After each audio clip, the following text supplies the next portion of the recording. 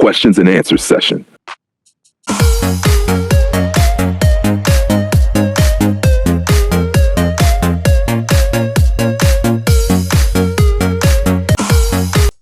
Question and answer begins. Question number 1. Difference between değil, yok, and hayır in Turkish. In Turkish, there are several ways to express negation or no, or not depending on the context. The 3 most common are değil, yok, hayır. Let's break them down one by one. Değil means not used to negate nouns, adjectives. Its function is it negates nouns, pronouns, adjectives, or short statements. It's similar to English not or is not. It comes after the word it negates. Examples: bu doğru değil. Bu doğru değil. This is not correct. Ben öğrenci değilim. Ben öğrenci değilim. I am not a student. O hasta değil. O hasta değil. He or she is not sick. Use değil when negating identity, qualities, or states of being. Yok means there is not, doesn't exist, absent. Its function is it expresses non-existence or absence. Opposite of there is exists. Stands alone, no suffix needed. Examples: sınıfta kimse yok. Sınıfta kimse yok. There is no one in the class. Param yok. Param yok. I have no money. Çözüm yok. Çözüm yok. There is no solution. Use yok when something doesn't exist, isn't available, isn't present. Hayır means no answer to a yes-no question. Function, it's a polite negative response. It's opposite of ives. Used mostly as a standalone word at the beginning of an answer. Examples: geliyor musun? Hayır. Geliyor musun? Hayır. Are you coming? No. Sigara içiyor musun? Hayır içmiyorum. Sigara içiyor musun? Hayır içmiyorum. Do you smoke? No, I don't. Bu senin kitabın mı? Hayır. Bu senin kitabın mı? Hayır. Is this your book? No. Use hayır when answering yes, no questions. Mini practice. Kitap masada mı? Kitap masada.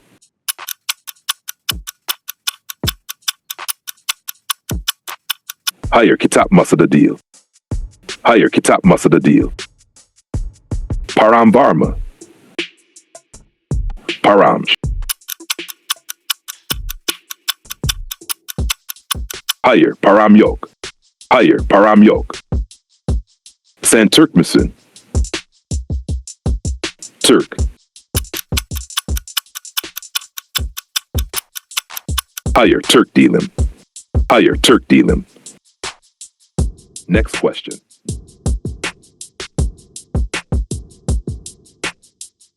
Excellent question. This touches the core difference between English and Turkish verb systems. Here's a clear, precise explanation. English verb forms. In English, every verb has 3 main forms. Base form go, past form went, past participle gone. These are necessary because English shows tense or aspect using different verb forms. Turkish verb system. Turkish verbs do not have separate forms like in English. A Turkish verb has only one root form, the dictionary form, gelmek equals to come. All other tenses, moods, and aspects are built by adding suffixes to this root. Example with gelmek, to come. Present, geliyorum, I am coming. Past, geldim, I came. Future, geleceğim, I will come.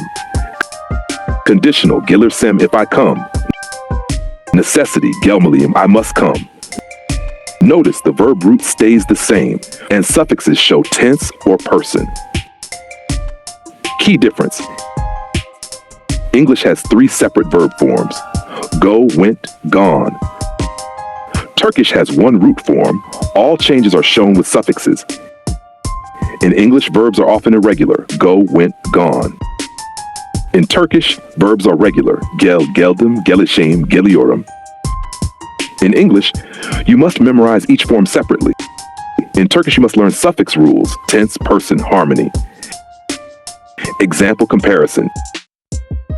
In English, eat, ate, eaten. Turkish, yemek, to eat. Yiyorum, I am eating. Yedim, I ate. Yiyich, I will eat. Yesedim, if I ate. Yemeliyim, I must eat. Turkish does with suffixes what English does with different verb forms. Final summary. Turkish does not have three forms of verbs like English. Turkish verbs have one root form with mek ending. All tenses, moods, and aspects are formed with regular suffixes, not separate verb forms.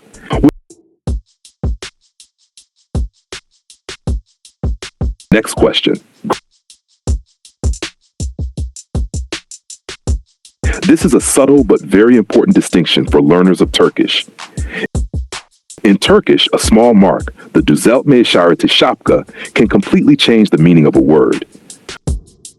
Two such words are hâlâ and hâlâ. Hâlâ without şapka, meaning aunt, your father's sister. It's noun. It is pronounced as hâlâ, shortest sound. Example sentences. Halam İstanbul'da yaşıyor. Halam İstanbul'da yaşıyor. My aunt lives in Istanbul. Babamın halası çok tatlı bir kadın. Babamın halası çok tatlı bir kadın. My father's aunt is a very sweet woman.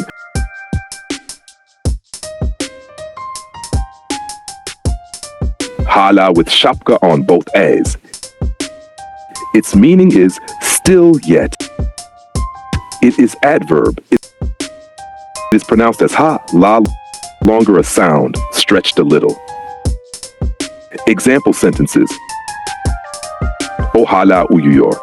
O hâlâ uyuyor. He or she is still sleeping. Hâlâ anlamadın mı? Hâlâ anlamadın mı? Haven't you understood yet? Yağmur hâlâ yağıyor. Yağmur hâlâ yağıyor. It is still raining. Expresses continuity of an action or situation. Minute practice. Fill in the blanks with the correct word. Benim Ankara'da oturuyor. Benim hala Ankara'da oturuyor. Sen hazırlanmadın mı?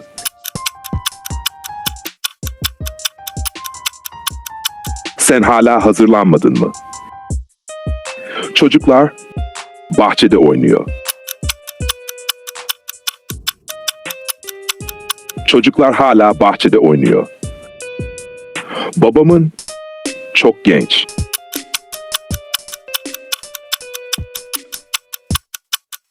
Babamın hala çok genç. Tip for learners. If the meaning is about family, use hâlâ. If the meaning is about time, continuation, still, use hâlâ. How common are Turkish proverbs and idioms in daily speech? Great question. This is something learners of Turkish are often curious about because they notice Turks use a lot of colorful expressions. Let's make a clear cultural plus linguistic explanation. Idioms, deyimler, in daily life. Very common in everyday Turkish. Native speakers love to use idiomatic phrases to add color, emotion, and emphasis to ordinary conversation. Idioms are often short, witty, and easy to drop into speech. Examples you'll hear almost daily. Canım çıktı. I'm exhausted.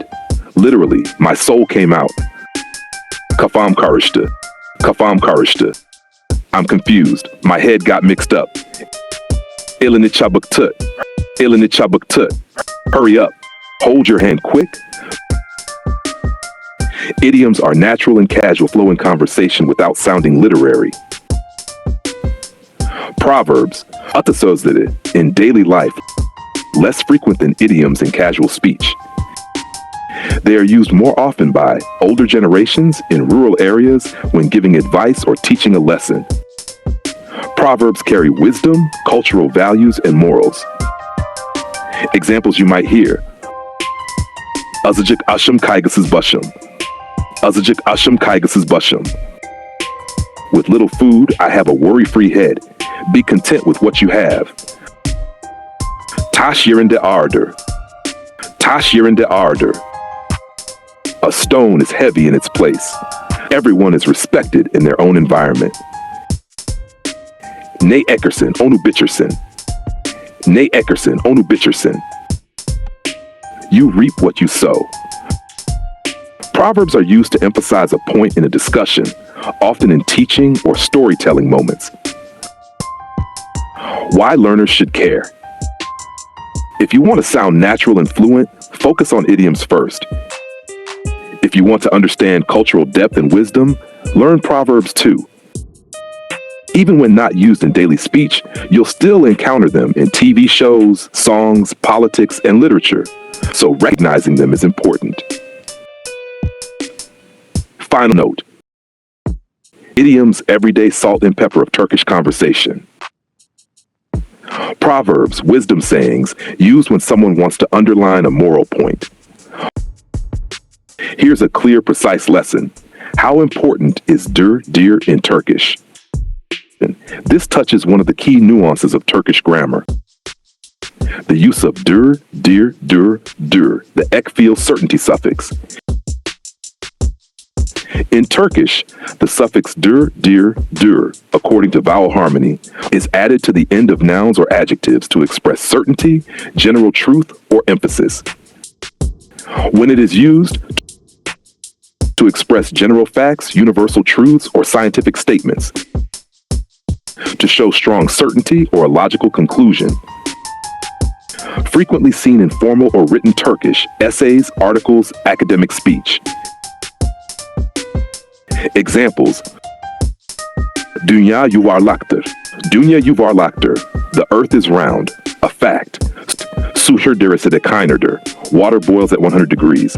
Scientific truth. O çok çalışkan biridir. He, she is a hard-working person. When it can be omitted. In daily spoken Turkish, people often drop dir because the meaning is already clear from context. Spoken, dünya yuvarlak. Written formal, dünya yuvarlaktır. Both are correct, but the form with dir sounds more official, formal, and emphatic. Other nuances. Without dir, neutral, conversational. With dir adds formality, certainty, or emphasis. Example comparison. Bu doğru. This is correct. Neutral, simple statement. Bu doğrudur. This is correct. Formal, emphasizes correctness, indeed correct. Mini practice, which one would you choose? Türkiye'nin başkenti Ankara. Türkiye'nin başkenti Ankara.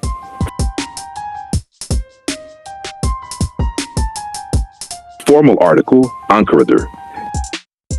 Daily speech, Ankara. Su sıfır derecede donar. Su sıfır derecede donar. A science book, donardır. In casual speech, donar. Tip for learners. You don't need dir in everyday conversation. But if you want to sound formal, academic, or emphasize certainty, it's important to use it. Here's a precise, structured lesson for you. Difference between rika ederim and emek. This is one of those subtle differences in Turkish politeness expressions that confuses many learners.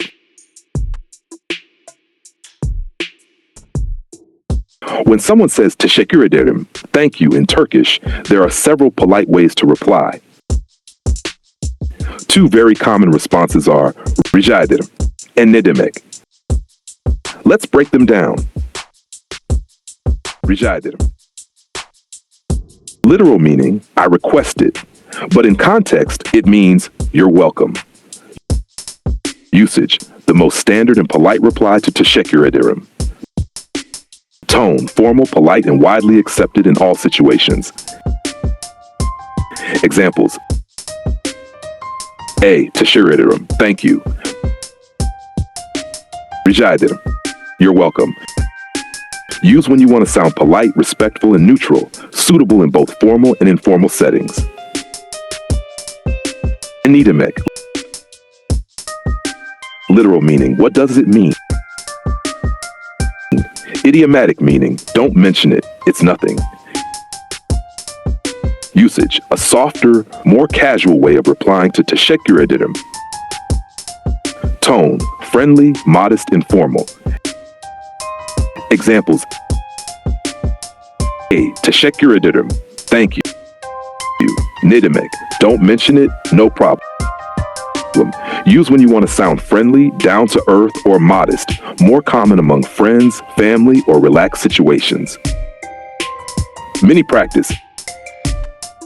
Imagine you hear teşekkür ederim. Which reply would you choose? At a business meeting. Rica ederim. With your best friend. Ne demek? Talking to a teacher. Rica ederim. At a family dinner. Either ne demek or rica ederim, depending on how formal you want to sound. Tip for learners. If unsure, always use rica ederim. Safe everywhere. With close friends, family, you can also use ne demek for a more casual tone. Difference between gelirken, gelince, geldiğinde. Perfect. These three words, gelirken, gelince, geldiğinde, all come from the verb gelmek, to come, but each one expresses time in a different way. Here's a precise grammar lesson for you. Gelirken, while coming, when someone is coming. Formed with ken, while as. Expresses an action happening at the same time as coming. Examples. Gelirken ekmek al. Buy bread while coming. Gelirken ekmek al. Oh, ev gelirken yağmur başladı. While he was coming home, it started raining. Oh, ev gelirken yağmur başladı. Use gelirken for simultaneous actions. Gelince, when someone comes. Formed with inse önce unka, önce upon. Expresses an action that happens after the coming is completed. Examples. Gelince bana haber ver. When you come, let me know. Gelince bana haber ver. Oh, ev gelince yemek yedi. When he came home, he ate. Oh, ev gelince yemek yedi. Use gelince for subsequent actions. Something happens after coming. Geldiğinde, when he she came, or when he she comes. Formed with diğinde, when. Expresses past time, when he she came, completed event. General statement, when he she comes, timing reference. Examples. Oh, geldiğinde ben evde yoktum. Oh, geldiğinde ben evde yoktum. When he came, I wasn't at home. Oh, geldiğinde seni arayacak. Oh, geldiğinde seni arayacak. When he comes, he will call you. Future reference. Use geldiğinde for specific time reference, often in past tense or future planning.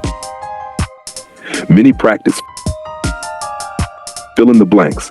One, bana uğra. Drop by, visit me while coming. While coming, gelirken bana uğra. Ev, kapıyı aç. Open the door when you come home. You come, eve gelince kapıyı aç. You come, eve gelince kapıyı aç.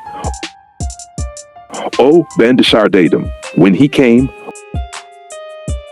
when he she came, I was outside. O geldiğinde ben dışarıdaydım.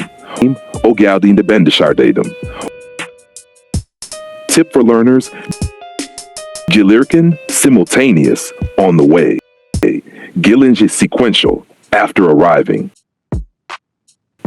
Geldiğinde, specific time reference, at the moment of coming. I hope you liked today's video. Be sure to let us know in the comments. Don't forget to like, share and subscribe to Turkish Language Academy. Thanks for watching. Görüşürüz.